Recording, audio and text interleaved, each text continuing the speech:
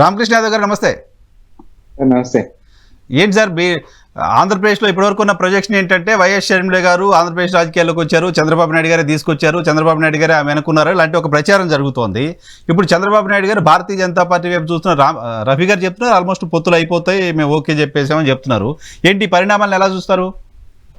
ఇప్పుడు రఫీ గారు చెప్పడం పొత్తులు అయిపోతాయని చెప్తున్నారు, రామకృష్ణ గారు కూడా కొంచెం కవర్ చేశారు, కానీ చర్చలు ఏం జరిగినా చివరికి బయటకు వచ్చి నడ్డా గారు చెప్తారు అనే మాట ఆయన మాట్లాడారు. సో అంతరంగా లోపల ఏం జరిగినా బయటకు వచ్చేటప్పుడు మాత్రం పార్టీ అధ్యక్షుడిగా కాగితం ఆయనకి ఇచ్చి పంపిస్తే ఆయన చదువుతారు అని చెప్పారు. సో చర్చలు జరిగేది అమిత్ షా దగ్గర అనేది సుస్పష్టంగా చెప్పారు. పార్టీ ప్రెసిడెంట్ కి సంబంధం లేదు అనే మాట అతను చెప్పిన తర్వాత డెఫినెట్ గా కొంత ఇవాళ మన రఫీ గారు కానీ లేకపోతే టీడీపీ వాళ్ళు మాట్లాడుతుందని చూసుకుంటే కొంత బలహీనంగా ఉన్నాం, భారతీయ జనతా పార్టీ అండదండలు ఉంటే, భారతీయ జనతా పార్టీ ఏదైనా మనకు సహకరిస్తే ఇవాళ ఈ రాష్ట్రంలో ఏమైనా గెలవగలుగుతామనే ఒక పేలవమైన ఒక వాతావరణాన్ని ఆ టీడీపీ రాష్ట్ర ప్రజల్లోకి ఒక సందేశాన్ని పంపుతుందేమో అనే అనుమానం కూడా ఇవాళ ప్రజల్లో చర్చ జరుగుతా ఉంది.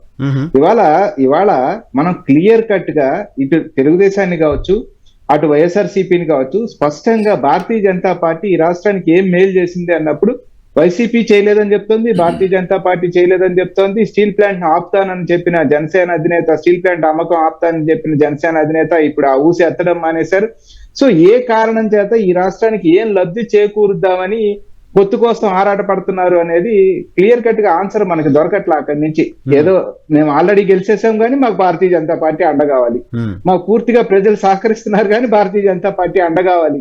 సో ఇటువంటి దాంట్లో నేను ఇంతకు ముందు కూడా చెప్పడం జరిగింది, ఈ రాష్ట్రంలో ఇవాళ రఫీ గారు కూడా చెప్పడం జరిగింది, 3 రోజుల పాటు వారి Bharatiya Janata party general secretary ఎవరో వచ్చి కూర్చొని అంచనా వేసుకున్నారు. సో ఎవరు గెలవబోతా ఉన్నారో వాళ్ళ సైడ్ భారతీయ జనతా పార్టీ తీసుకోబోతా ఉంది.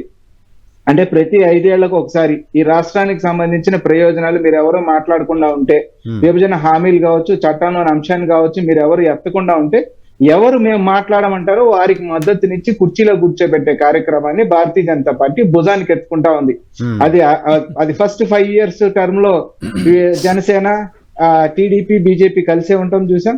ఈ 5 ఏళ్లు మెడలు వంచి కాళ్ళు ఎరగొట్టి ఏదేదో చెప్పి సాధించుకొస్తానని చెప్పి యువబేరీలు నిర్వహించి ఇవన్నీ చేసి చివరికి సార్ ప్లీజ్ ప్లీజ్ ప్లీజ్ అనే దగ్గరికి ఏ పార్టీ తీసుకొచ్చింది కూడా ఆంధ్ర రాష్ట్ర ప్రజలు చూసారు. ఒక చిన్న క్వశ్చన్ ఏంటంటే, బీజేపీ పార్టీ ఎవరినో టీడీపీనో బీజేపీ పార్టీ టీడీపీతో కలిసి పోటీ చేసింది 2014లో.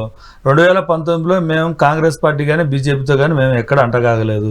మమ్మల్ని వాళ్ళెవరండి కూర్చోబెట్టాలనుకుంటే నరేంద్ర మోడీ, అమిత్ షా వాళ్ళనే కూర్చోబెడతారు కదా, పురంధరేశ్వరనో లేకుంటే ఆ పార్టీ అధ్యక్షుల్లో కూర్చోబెట్టుకుంటారు. కానీ ఏంటి సార్ మనం మాట్లాడుతూ ఉంటే ప్రజలు ఓట్లేస్తే, ప్రజలు పార్టీలకు ఓట్లేస్తే మీరు తప్పుడు మాటలు మాట్లాడడం, ప్రజలను తప్పుదో పట్టించే దిశగా మీరు మాట్లాడడం తప్పు.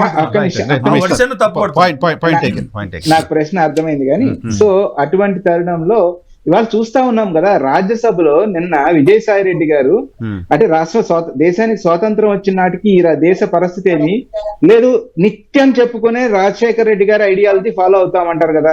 రాజశేఖర రెడ్డి గారు నేను రాజకీయాల్లోకి రావడానికి, నేను రాజకీయం చేయడానికి నాకు ఇన్స్పిరేషనే జవహర్ లాల్ నెహ్రూ, నాకు ఇన్స్పిరేషన్ ఇందిరాగాంధీ, నాకు ఇన్స్పిరేషన్ రాజీవ్ గాంధీ అని చెప్పిన తర్వాత అటువంటి జవహర్ లాల్ నెహ్రూని విజయసాయి రెడ్డి గారు ఏ రకంగా మాట్లాడుతా ఉన్నప్పుడు మీరు చెప్పుకుని క్లెయిమ్ చేసే అన్ని అసత్యాలు అనేది అర్థం అవుతా ఉంది కదా. రాజశేఖర రెడ్డి గారు ఇన్స్పిరేషన్ జవహర్ లాల్ నెహ్రూ అయితే, విజయసాయి రెడ్డి గారు మోడీ ప్రాపకం కోసం జవహర్ లాల్ నెహ్రూని ఎంతగా విమర్శిస్తున్నారో, కాంగ్రెస్ పార్టీని ఎంతగా విమర్శిస్తున్నారో మనకు క్లియర్ గా కనపడతా ఉన్న తరుణంలో 3 రాజకీయ పార్టీలు కూడా ఈ రోజు కాల్ముక్త వాంఛన అనే స్థితికి ఈ రాష్ట్రంలో ఉన్న తర్వాత ఇవాళ షర్మిలమ్మ గారు స్పష్టంగా ఈ 2 ప్రధాన రాజకీయ పార్టీలు అంటే అసెంబ్లీలో ఉన్న రాజకీయ పార్టీలు ఒక తీర్మానం చేసి పంపండి, మన రాష్ట్రం ఈ రకంగా అన్యాయం అయిపోయింది, మనకు కావాల్సినవి సాధించుకోలేకపోతున్నాం అంటే ఇవాళ మేము పొత్తులు పెట్టుకోవడానికి సిద్ధంగా ఉన్నాం, ఢిల్లీ వెళ్తున్నాం, అపాయింట్మెంట్ ఇచ్చారు, మాకు వారితో పొత్తు కావాలని ఒక ఆయన. ఢిల్లీ వెళ్ళినప్పుడల్లా మీరు ఏమన్నా చేయండి కానీ పొత్తులు మాత్రం వద్దు, నన్ను గెలిపించండి, నేను మీ దగ్గరే ఉంటాను, మిమ్మల్ని ఏమి అడగను, నేను సప్పో చేసుకొని నా సంక్షేమ పథకాలు నడుపుకుంటాను కానీ నా రాష్ట్ర అభివృద్ధి గురించి మిమ్మల్ని ఏ నిధులు కోరనని ఇంకొక ఆయన ఈ రకంగా ఉన్న తరుణంలో ఈ రాష్ట్ర గతి ఏం కావాలి అనేది షర్మిలమ్మ గారు లేవనెత్తుతున్న ప్రశ్న. సరే, అటువంటి మీ ఎజెండా ఓకే. ఇప్పుడు తెలుగుదేశం పార్టీ ఏం చేయాలి? తెలుగుదేశం పార్టీ చెప్తోంది రాష్ట్రంలో ఫ్రీ అండ్ ఫెయిర్ ఎలక్షన్ జరగాలంటే భారతీయ జనతా పార్టీ మద్దతు మాకు అవసరం కాబట్టి పొత్తు పెట్టుకున్నామని. కానీ అది కాదా చెప్పాల్సింది? రాష్ట్ర ప్రజలకు సమాధానం చెప్పాలా? ఏం చెప్పాలి? రాష్ట్ర ప్రజలు నిజంగానే భారతీయ జనతా పార్టీతో పొత్తు పెట్టుకోవడాన్ని అనుమానిస్తున్నారా, క్వశ్చన్ చేస్తున్నారా? ఇప్పుడు దేశం మొత్తంలో భారతీయ జనతా పార్టీ ఎలక్షన్ చేసిన దగ్గర ఎక్కడైనా ఫ్రీ అండ్ ఫెయిర్ ఎలక్షన్ జరిగింది అని ఎక్కడన్నా ఏ రాష్ట్రం నుంచన్నా అపోజిషన్ పార్టీస్ ఎవరన్నా మాట్లాడడం మనం గమనించామా? సో అటువంటి తరుణంలో ప్రతిపక్షాలు ఏది అటువంటి తరుణంలో వీరు వారి పైన ఆశ ఎందుకు పెట్టుకున్నారంటే నయానో భయానో గెలిచి రావాలనే ఒక ఆతృత ఆరాటం కనపడతా ఉంది. కానీ ఎందుకంత బలహీనపడాలి? ఇవాళ సార్ కర్ణాటకలో కేంద్రంలో బీజేపీ ఉంది, రాష్ట్రంలో బీజేపీ ఉంది, అయినా పోరాడి మేము గెలిచి రాగలిగాం కదా భారతీయ జనతా పార్టీతో. అప్పుడు మాత్రం ఫ్రీ అండ్ ఫెయిర్ ఎలక్షన్ జరిగిందా అండి? అంటే తెలంగాణలో కర్ణాటకలో మాత్రం ఫ్రీ అండ్ ఫెయిర్ ఎలక్షన్ జరిగింది, మిగతా అన్ని చోట్ల వేరే జరిగిందంటారా? నన్ను కంప్లీట్ చేయండి. మాట్లాడచ్చు మిత్రపక్షాలు రెండు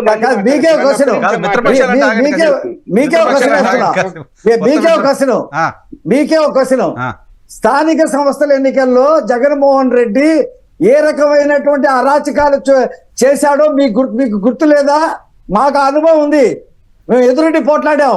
నామినేషన్లు ఏమి ఇవ్వలేదు. మహిళని జాకెట్ లో నామినేషన్ వస్తే జాకెట్ చింపి దాన్ని చింపేశారు. ఎన్ని రకాల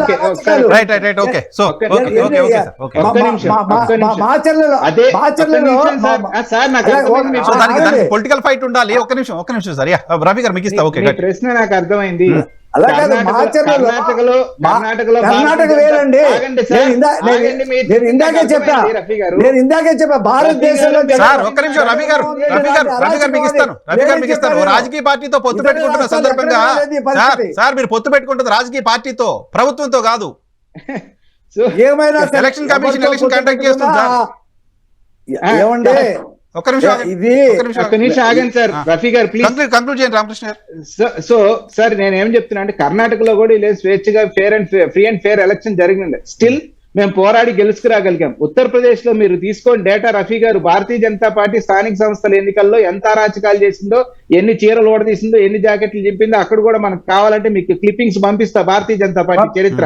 సో అదేదో పెద్ద స్వచ్ఛమైన స్వాతి ముత్యం లాగా అండలేకపోతే మేము బతకలేమని మాట్లాడడం మీ దొలతనం, మీ పేలవత్వం. రాష్ట్రానికి సంబంధించిన సమస్యలకు సమాధానం ఏం చెప్తారనే దానిపైన మాట్లాడండి మీకు ఏమన్నా అవకాశం ఉంటే.